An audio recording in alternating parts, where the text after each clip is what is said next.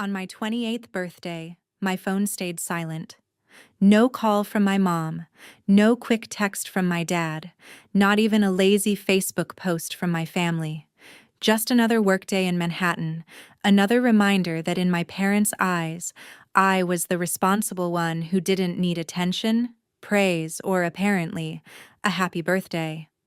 By lunchtime, I'd watched my little brother get tagged in a throwback post from my mom about how proud she was of her golden boy, and I realized something ugly. They had ignored my birthday. Again. The first time it happened, I made excuses for them. Busy. Distracted. This time, I was done. I walked out of my office, bonus freshly deposited, and made a decision I knew they wouldn't be able to scroll past. A few hours later, I was standing in front of a brand new Porsche, the kind of car my parents always said was for rich, irresponsible people who didn't understand money. $95,000 of gleaming silver revenge. That night, I parked it in a spot with the city lights behind me, took a photo, and posted it on Facebook with a simple caption about treating myself for my 28th. Within minutes, the likes and comments poured in from friends, co-workers, old classmates congratulating me. From my parents' side of the family feed, there was silence, for about 3 hours. Then my phone lit up with my dad's name. His voice didn't sound proud. It sounded furious. "Where did you get the money for that car? Do you have any idea how reckless this looks? Family meeting tomorrow. 7 p.m. They thought this was about my spending. They had no idea I had been quietly tracking every dollar they funneled into my brother's fake success for years. If you think buying a $95,000 Porsche to get back at your parents sounds insane, wait until you hear what that family meeting turned into and how much their favoritism really ended up costing them. To understand why that phone call hit such a nerve, you have to go back to the last Thanksgiving we spent together. I was 27, working insane hours as a senior financial analyst in Manhattan, making more than my parents ever had, and still somehow I was the boring, stable one in the family. The star of the show was my little brother, Ethan, 26, the so-called visionary behind a wellness app that, as far as I could tell, existed mostly as mood boards and buzzwords on his LinkedIn. That night, we were all around the dining table, my mom proudly bringing out her turkey, my dad pouring wine, and Ethan walking in with a small 3D printed model and a pitch ready like he was on a startup show. He put this weird plastic sculpture in the middle of the table and called it a representation of balance between tech and mental health. My dad slapped him on the back and said, "Son, this is the future. This is what we should be investing in." My mom snapped pictures from every angle and sent them to the family group chat with a caption about how proud she was of her brilliant founder son. When I tried to share that, I had just finished a risk analysis on a $500 million fund that kept my firm from losing millions in a volatile market. My parents nodded politely, asked if office work was tiring, and moved right back to talking about Ethan's vision. That was the first time I felt how deep the favoritism really went. I kept telling myself it was just a phase, that adults would eventually care about actual results instead of flashy ideas, but the numbers started bothering me. Ethan was supposedly running a promising startup, working out of a fancy co-working space in Brooklyn, flying to conferences, paying for marketing, but he had no investors, no real customers, and somehow never seemed stressed about rent. A few months later, at a networking event in Midtown, I was chatting with a VC named Marcus when Ethan's accelerator came up. I mentioned it casually, expecting praise about how exclusive it was. Marcus laughed into his latte and said, "Oh, that place. It is basically a vanity accelerator. Startups pay through the nose to sit in pretty offices and post pictures that look successful. They brag about mentors and demo days, but almost no one raises real money." I remember my stomach dropping while I kept my face neutral. On my way home that night, I replayed every time my parents had called Ethan a genius and talked about how they were supporting his dream. If he was paying for that accelerator out of pocket, he was burning money. If he was not, someone else was. As a finance person, I do not ignore patterns. Around that time, my dad had asked me to help him switch some of their accounts to online statements because the paper clutter stressed my mom out.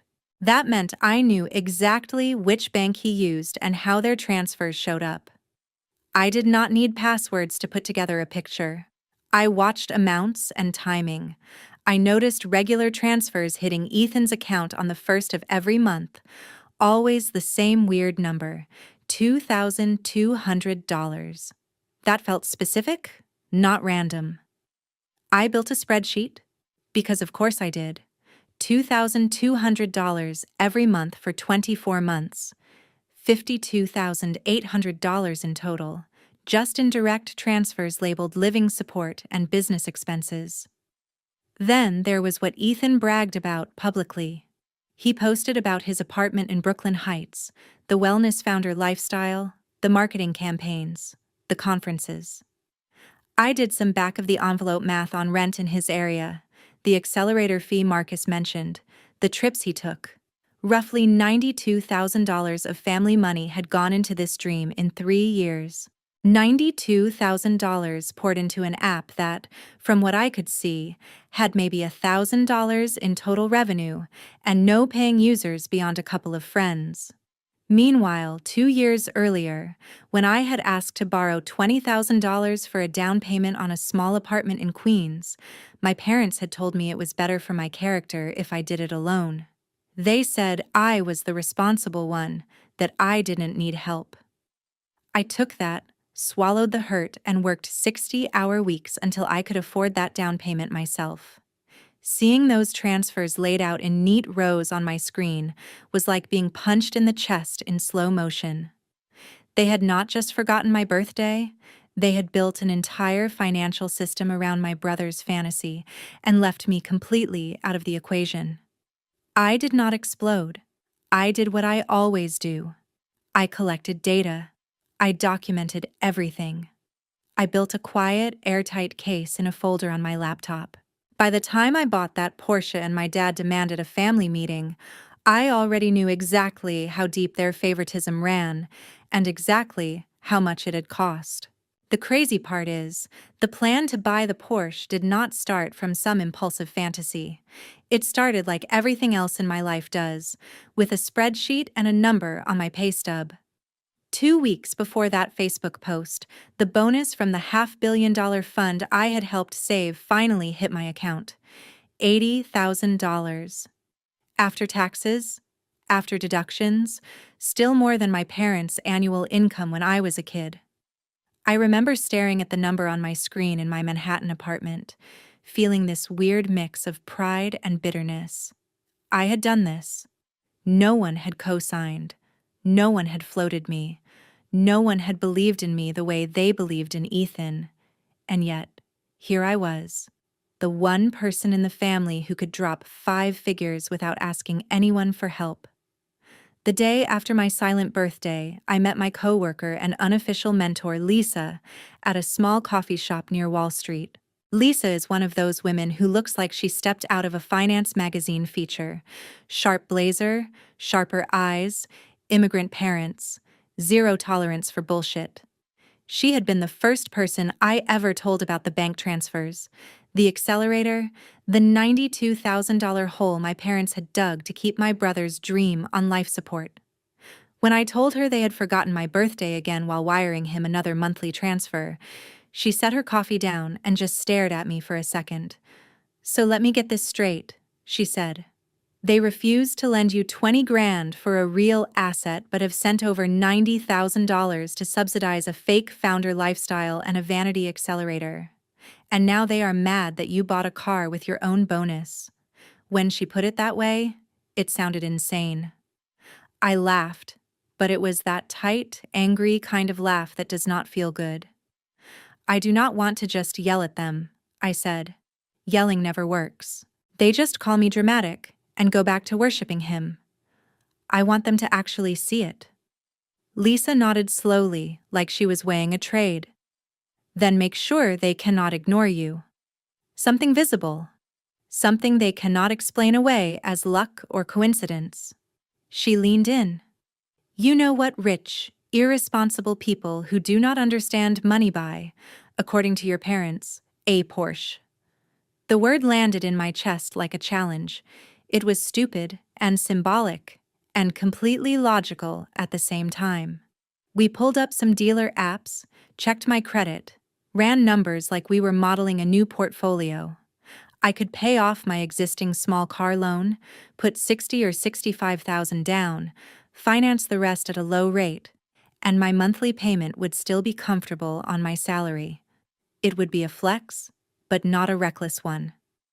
By the time we finished our second coffees, we had an appointment at a dealership in Long Island. The salesman there looked almost surprised when I handed over my income verification and credit history. He kept glancing between the numbers and me, like he was trying to reconcile the Porsche stereotype with the woman in front of him who had a binder full of questions about residual values and interest rates. When he asked what had brought me in, I smiled and said, "My family thinks only my brother's fantasies are worth investing in." I decided it was time to put some money into my own reality. The Porsche Macan S they showed me was ridiculous in the best way. Silver metallic, leather interior that still smelled like a factory, 400 horsepower, 0 to 60 in 4 seconds. I ran my hands along the steering wheel and felt something settle inside me. I put 65,000 down on the spot, structured the rest with a low-interest loan, and watched the salesman try not to look impressed as I signed. While I was finishing paperwork, Lisa was on her laptop in the waiting area, digging deeper into Ethan's accelerator. She found complaints on obscure forums from other founders, whispers about aggressive fees, misleading promises, refund refusals. By the time I drove off the lot, she had drafted the outline of a formal complaint to the New York Attorney General and the Department of Consumer Protection. "You are not just buying a car," she told me when I pulled up to the curb to pick her up. "You are drawing a line. They built a fantasy on your parents' money. You built a career with nobody's help. Now you are going to park that difference right where they cannot pretend not to see it." As I merged onto the highway back toward the city, the skyline came into view through the windshield of my brand new $95,000 Porsche, and for the first time, I felt like I was not just reacting to their favoritism. I was setting the terms. The car was more than a toy. It was the loudest, shiniest financial statement I had ever made, and I knew exactly which audience needed to see it. Lisa and I chose Hudson Yards for the photos because it was New York in one frame, glass towers, the High Line, and the skyline stretching behind us like a screensaver of the life I had built with zero family help. The sun was dropping, reflecting off the silver of the Porsche, and for once I did not feel like I was faking anything. I parked the Macan at an angle that made the badge impossible to miss, stepped out in my work clothes, and leaned against the hood while Lisa backed up with my phone. "Chin up a little," she said. "You did this. Let it show." We took a dozen shots, some serious, some laughing, one where I was looking straight into the camera with this calm, "I know exactly what I am doing" expression that did not feel like a pose. That was the one. On the screen, it looked like a luxury car ad, except the model was a tired finance girl who had spent years being treated like background noise in her own family. I opened Facebook because that was where my parents actually lived online. Instagram felt too young for them. I started typing a caption, backspaced 3 times, then settled on the truth without the drama. "Happy 28th birthday to me," I wrote. "Closed out a major fund at work this quarter and used my bonus to buy myself the car I have wanted for years.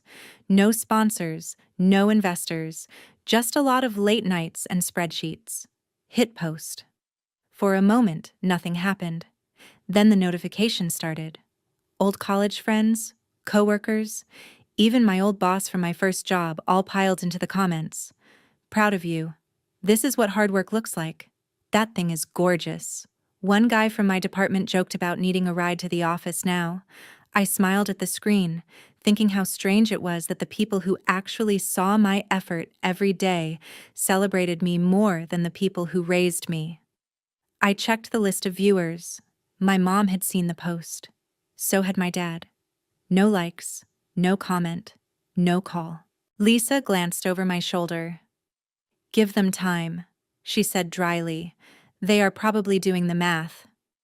We went back to my place, ordered takeout, and while I half-watched a show, Lisa sat at my kitchen table tightening up the complaint against Ethan's accelerator, adding dates and dollar amounts I had pulled together. When she finally hit submit to the state site, she turned her laptop toward me like a tiny ceremony. "Paper trail begun," she said. "Now we see what they do with it." It was almost midnight when my phone lit up with my dad's name. I felt my chest tighten, not because I was scared, but because I already knew exactly how this was going to sound.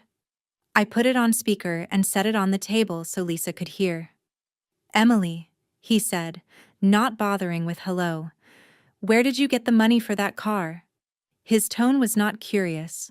It was accusatory, like I had been caught stealing. "From my job," I said calmly. "From the bonus I told you about 3 times that you changed the subject on. It is financed responsibly. I ran numbers for weeks." My mom cut in from the background, her voice high and sharp. "A $95,000 car is not responsible, Emily. Cars lose value the second you drive them off the lot. This is impulsive. This is what people who do not understand money do." I stared at the Porsche keys on my counter and felt something in me harden.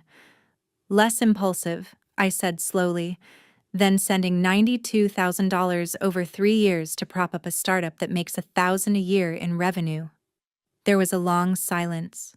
I could practically hear them replaying my words, trying to figure out how I knew that number. My dad cleared his throat. "We are not talking about your brother right now," he snapped. "We are talking about you, about the example you are setting. You cannot just make huge purchases without consulting your family." That line almost made me laugh. "I am 28, I said. "I live alone. I pay my own bills. You do not get consulted on my financial decisions. You never have. Unless it was to tell me no." Another beat of silence. Then my dad shifted into his control voice, the one he used when I was a teenager. "Family meeting," he said. "Tomorrow, 7 p.m. Your mother and I want you here. This is serious, Emily." I met Lisa's eyes. She raised her brows like, "There it is." I kept my voice even. "Fine," I said. "I will be there. But if we are going to talk about money, we are going to talk about all of it." When I hung up, my hands were steady. There was no shaking, no second guessing. Outside my window, my $95,000 Porsche sat under the streetlight like a quiet dare. They thought they were dragging me in to scold me for being irresponsible. They had no idea I was walking into that house with a years-long financial autopsy of their favoritism in my bag. The next evening, I pulled into my parents' driveway 10 minutes early, the Porsche engine purring low as I shut it off. Their house in New Jersey looked exactly the same as it had my whole life. Neat lawn, wreath on the door, the kind of place people point at and say, "That looks like a nice, stable family." I sat for a second with my hands on the wheel, feeling the weight of the folder in my bag. Numbers, transfers, screenshots, a printout of my spreadsheet. Facts, evidence. I rang the bell and my mom opened the door with that tight smile she uses when she wants to pretend everything is fine. "You made good time," she said, eyes flicking past me to the driveway. She saw the Porsche. Her smile faltered, then snapped back into place. Inside, my dad was standing by the fireplace like he was about to give a speech, arms crossed, jaw set. Ethan was on the couch, looking like he hadn't slept. I dropped my bag by the chair and sat down, waiting for them to start. My dad did not waste time. "Emily," he said, "this car situation is completely out of control. We raised you to be responsible. Buying a $95,000 vehicle on a whim is not responsible." I let that land. Then asked, "Who told you it was on a whim?" I showed him the folder. I have been researching this purchase for months. I ran scenarios. I checked depreciation curves. I compared interest rates. This isn't a TikTok impulse buy. My mom frowned, hugging her arms around herself. "We are just worried," she said. "This is not like you. You are supposed to be the sensible one. People are going to see this online and think you are reckless or in some kind of trouble." Behind her, Ethan shifted uncomfortably. He cleared his throat. "Speaking of trouble," he said. There was a weird tone in his voice. "Some investigator called me. About the accelerator. About my business. They had all these numbers, fees, names of other founders." He looked at me like he already knew. "Did you do something, Emily?" My dad turned on me, eyes narrowing. "Did you talk to someone about your brother's program?" he demanded. "This is his career. We have invested time and money in his future. You do not get to sabotage that because you are feeling insecure." There it was. Sabotage. Insecure. The script they always pulled out when I dared to question the golden child narrative. I took a breath and opened the folder, spreading the papers out on the coffee table like cards. "I did not sabotage anything," I said. "I reported a predatory business model that has been draining this family for years, and I am done pretending I don't see the numbers." My mom's hand flew to her mouth when she saw the bank logos. My dad leaned forward, squinting. "What is this?" I pointed to the first page, a simple chart. "This is a breakdown of the transfers you have been sending Ethan for the last 2 years," I said, keeping my voice level. $2,200 on the first of every month, labeled living support and business expenses. 24 months. That alone is $52,800. My dad sputtered. "We help him with cost of living," he said. "Rent is expensive. Growing a business is expensive. That is what parents do. They support their kids' dreams." I slid the next page forward, the one where I had added lines for rent in Brooklyn Heights. Estimated accelerator fees at $2,000 a month. Travel. Marketing. "Sure," I said. "So let's look at what that support actually adds up to. Between the direct transfers and what you have told me you have covered over the phone, you are at roughly $92,000 over 3 years. $92,000 into a startup that has made maybe $1,000 in actual revenue from what I can see." My mom shook her head like she could just dislodge the information. "That cannot be right," she whispered. "We do not have that kind of money to throw around." "Exactly," I said quietly. "You don't. But you did it anyway. For him?" I flipped to the last page, the one that hurt me most to even look at. 2 years ago, I asked to borrow $20,000 for a down payment on a condo in Queens. A real investment. A place to live. You told me it would be better for my character if I did it alone. My dad winced. "That is not fair, Emily. You were already stable. You had a good job. You didn't need help the way he does." I met his eyes. So stability is punished and irresponsibility is rewarded. That is the lesson. My mom snapped, "We are not punishing you. You have always been so independent. You never asked for anything. You didn't need us." He did. I let out a breath that tasted like every birthday card that never came and every dismissive nod at my promotions. "I did ask," I said. "I asked for that loan, and you said no. I called you from the office when my boss offered me the fun project, and you changed the subject to Ethan's latest idea. I sent you my promotion email, and you replied with a thumbs up and then 10 messages about his demo day." My voice started to shake, not with tears, but with finally saying it out loud. "You built an entire financial system around his fantasy and left me to build my reality alone." Ethan slammed his hand on the table, eyes bright with anger and fear. "This is not just about money," he shouted. "That accelerator gave me connections, mentors.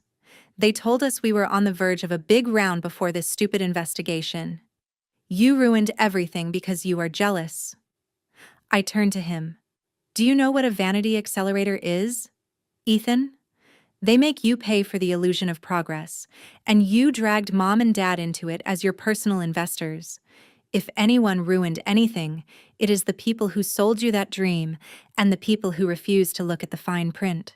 My dad pointed a finger at me. Enough, he barked. You do not talk to your brother like that in this house. This attitude, this resentment, it is exactly why we worry about you suddenly flashing money around. A Porsche, Emily. That is the kind of thing drug dealers and lottery winners buy. Lisa would have laughed at that. I didn't. I stared at my father, at the man who had handed his son almost $100,000 without a real business plan, and called my well-researched purchase the reckless one. I bought that car with money I earned in a career you barely acknowledge, I said. No one co-signed. No one bailed me out. No one sat at a Thanksgiving table and called me the future. You never even asked what that bonus was for. You just saw a price tag online and decided I must have lost my mind. I gathered the papers back into the folder, stacking them neatly. Here is what is actually reckless, I said, sending $92,000 to an unprofitable startup while telling your daughter she needs to toughen up and do everything on her own, ignoring every achievement she has because it does not fit your favorite story. Betting the family's savings on an accelerator that is now under investigation for fraud. The room went very quiet. My mom sank onto the couch. Ethan looked like he might throw up. My dad opened his mouth, then closed it, the way you do when the math finally hits. I slung my bag over my shoulder and stood. You wanted to talk about money? I said. We did. Now you know exactly how much your favoritism costs. I am not here to ask you to fix it. I already learned how to survive without your support. I am here to tell you that from now on, I am done paying the emotional price for decisions you made. I walked to the door, my mom's voice small behind me. Emily, wait. We can talk about this? We didn't know. I paused just long enough to say, you didn't want to know. There is a difference. Then I stepped outside into the cool night air. The Porsche sat in their driveway, sleek and out of place next to their aging sedan. A shiny, undeniable symbol of the life I had built while they were busy funding a fantasy. As I pulled away, I checked the rearview mirror and saw them standing in the doorway, framed by the warm light of the house that had never really felt like home to me. For the first time, it felt like the roles had shifted. They were the ones left in the dark, and I was the one finally driving my own story. 2 mornings after that blow-up in my parents' living room, I was back at my desk in Manhattan when Lisa showed up at my office door holding her phone like a verdict. Remember that complaint we filed? She said. The state picked it up. Full investigation. She dropped into the chair across from me and started listing it out. The New York Attorney General's office had opened a case on the accelerator, and because some of their locations were technically based in 2 neighboring states, other agencies were now involved. There were already half a dozen other founders who had filed similar complaints once the first notices went out. Hidden fees, false promises about investor introductions, threats when people tried to leave the program. It was worse than we thought. And my brother, the visionary founder, had been one of their favorite poster children, happily posting pictures and tagging them, bragging about his elite network. That afternoon, during a break between meetings, my phone buzzed with a number I recognized as my parents' house. I let it go to voicemail. A minute later, my dad called my cell directly. His voice was not furious this time. It was scared. Emily, he said. They came to talk to your brother. Investigators. They say he might have to come in again with a lawyer. They say he referred other startups. That he was like an ambassador. They used the word conspiracy. Do you know what kind of trouble he could be in? I closed my eyes for a second. picturing Ethan proudly dragging his friends into that shiny office, telling them it was the big break they had been waiting for. "I did," I said. "That is why I reported it. Because this is not just bad luck. It is systemic. And you poured almost everything you had into it." There was a long pause. "You did this," my dad finally said, his voice breaking a little. "If you had a problem, you could have come to us. Instead, you went to the government. They could ruin his life." I felt a spark of anger, cold and clean. "You are right," I said. "Someone could ruin his life. The people who sold him a lie for $2,000 a month, the people who convinced you to bankroll it while ignoring every red flag, or the people who refused to listen when I warned you. Do not put this on me, because I was the only one willing to say the truth out loud." Another pause, then the inevitable ask. "We need to meet again," he said. "Tonight. We need to talk about lawyers. Please, Emily. For your brother. For the family." I almost said no on the spot, but a part of me wanted the record to be crystal clear, so I agreed. That evening, when I walked back into the house, the energy was completely different from the last time. No lectures queued up, no performative anger, just fear. Papers were spread across the dining table, letters from the AG's office, a printout of an email from a white-collar defense firm with a fee estimate circled in red. $50,000 to $70,000. My mom looked 10 years older as she wrung a tissue in her hands. Ethan sat hunched over, eyes red, his hoodie pulled up like it could shield him from reality. My dad gestured for me to sit. "We need your help," he said, skipping the preamble this time. "Ethan might need a lawyer, a good one. You are the only one in this family who has that kind of money. We hate to ask, but this is serious. Jail, serious." My mom sniffed. "Please, Emily, whatever has happened between you two, he is still your brother. You cannot just let him face this alone." I looked at the fee estimate, then at Ethan, then at the two people who had written check after check for his dream without ever once asking for a business plan. A week ago, I might have caved, used my savings, told myself it was my duty. Now, the clarity I felt was almost shocking. "I am not letting him face it alone," I said. "I already did more to protect this family than anyone else in this room. I flagged a scam before it could drag you even deeper under. I tried to warn you. You ignored me." Ethan glared at me, desperate and furious. "You turned me in," he said. "You destroyed years of work because you are bitter that no one threw you a parade for your spreadsheet job. Do you know how close we were to a big investor?" I leaned forward. "If an investor was going to come, they would have by now. This was never about one big check. It was about an accelerator milking you dry while using you as a recruiting tool. They did not see you as a genius, Ethan. They saw you as a revenue stream." My dad slammed his hand on the table. "Enough blame," he snapped. "The reality is, he needs a lawyer. We need money. We are asking you, as your parents, to help your family.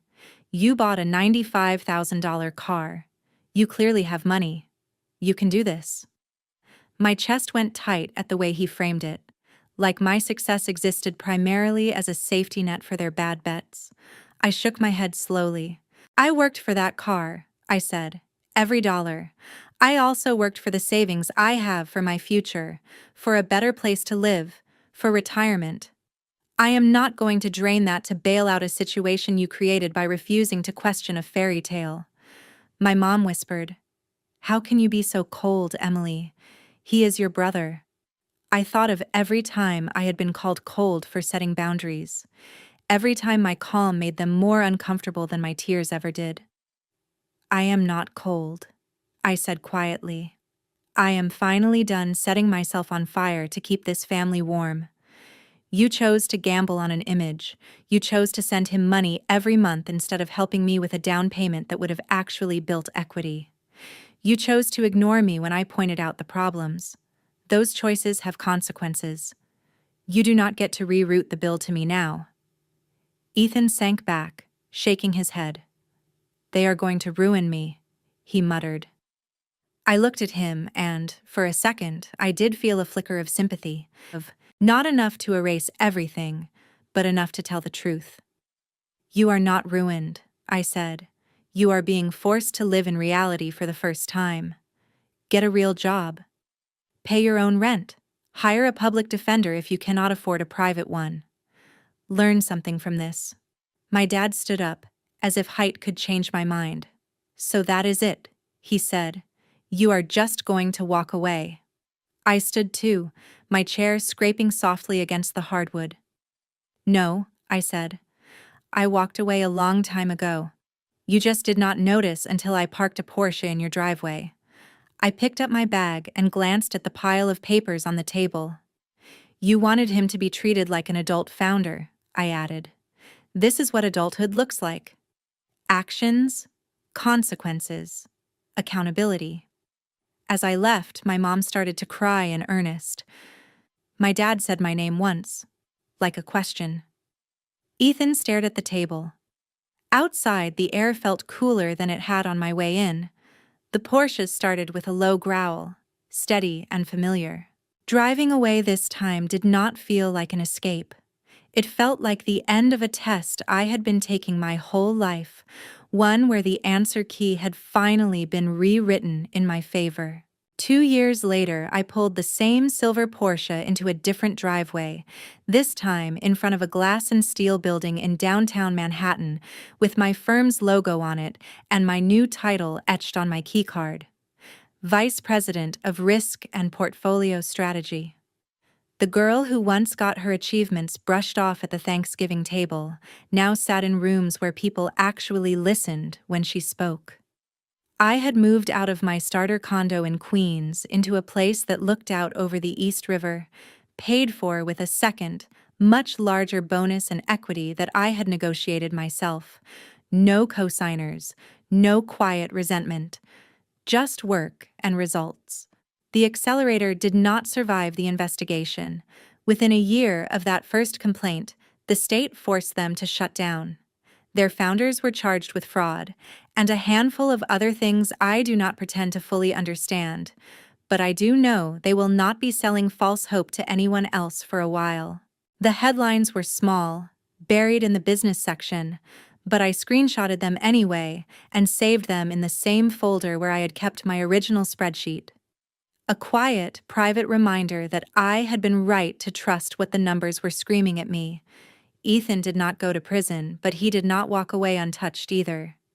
He took a plea deal, ended up on probation for 2 years, mandatory financial education classes, and a requirement to pay back a portion of the money he had taken from a few of the other founders he had recruited.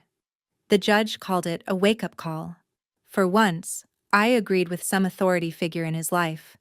He moved out of Brooklyn Heights into a smaller apartment in a less glamorous part of town and, for the first time since college, got a real job. Not founder, not visionary, not CEO of a LinkedIn bio. Just a junior designer at a small marketing agency, learning how to take feedback and meet deadlines and show up on time. When my mom talks about him now, she does not use the word genius. She says things like, "He is learning," or "He has a lot of growing up to do." My parents took their own hit. Between the lawyer fees, which ended up right around $68,000, and the money they had already poured into the accelerator years before, their retirement timeline got pushed back hard. My dad picked up part-time consulting work. My mom started watching neighbors' kids in the afternoons for extra cash. They do not brag about their investments at family gatherings anymore. When they talk about money, there is a new caution in their voices that did not exist when they were writing checks to support Ethan's dream. Our relationship did not magically heal when the dust settled. There was no big tearful apology, no hallmark moment where everyone hugs and everything goes back to normal. What changed was quieter. They started asking about my work without immediately pivoting to my brother. My mom began texting me on my birthday before Facebook reminded her. My dad, the man who once called my car a reckless stunt, asked me one day how I had structured my retirement accounts, and listened all the way through my answer. I forgave some things slowly and kept other scars as boundaries. I go to dinner once a month. I leave when conversations turn into guilt trips. I do not offer money. I do not co-sign decisions. I am polite, even warm sometimes, but the part of me that used to hope they would suddenly see me the way they saw Ethan is gone. That part has been replaced by something sturdier, a kind of self-respect I wish I had found sooner. If there is a lesson in all of this, it is not that you should buy a $95,000 car to get revenge on your family, though I will not lie, parking that Porsche in their driveway was satisfying. It is that favoritism is not just about who gets more attention at dinner. It is a pattern of choices that teaches one child they have to be perfect and invisible, and teaches the other that the rules do not apply to them. It breaks both of you in different ways. I spent years believing that being the strong one meant I had to accept whatever was handed to me and be grateful I could handle it. It took a spreadsheet, an investigation, and a Porsche to learn that being strong can also mean saying no. No to paying for other people's mistakes. No to shrinking yourself so someone else can feel bigger. No to families who only call it love when you are useful. If you have ever been the invisible child, the one they relied on but never really saw, I hope you hear this clearly. You are allowed to set boundaries. You are allowed to walk away from roles that hurt you. And you do not owe anyone, not even your family, your lifetime of emotional and financial labor, just because they decided your stability made you less deserving of support.